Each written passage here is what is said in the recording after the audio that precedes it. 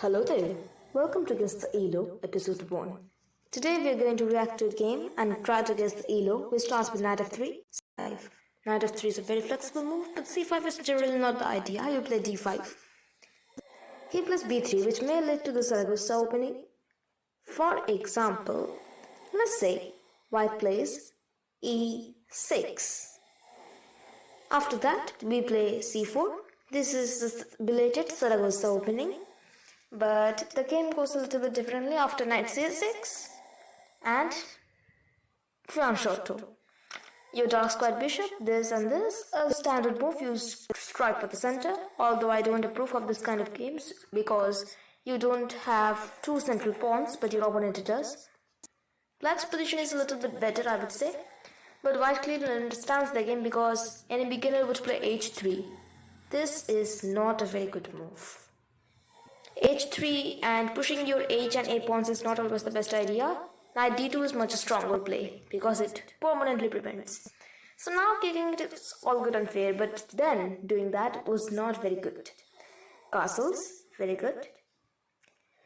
Kicks and takes, obviously you're going to put your rook in the semi-open file. So let's see how black goes on from here. After rook, okay. I mean, the general idea of this is to attain this semi-open file, maybe sacrifice your rook later. This occurs only when you have an attack with the queen on this poor white king. So let's see. After this, let's see what white plays. White goes c4. That's a very good move, very instructional game also. Exchange bishop for a knight. Now that's a massive attack. I mean, you have to move pieces which you haven't moved already. This applies also for the middle game, not only the opening. And okay, black's position is just a little bit better, I would say. But if black does not blunder anything, it's alright. For white also. Okay, interesting. You place the rook, obviously, yeah. Now you try to double your rooks. Very simple. Okay, now I believe you will shuffle your pieces for a while. Okay. Okay, now that's a bit... Okay. Black does not take opportunity of that slight inaccuracy his opponent played. I mean, okay. This all looks fine so far. It's very well defended and there's no flaws. It looks like a drawn game to me.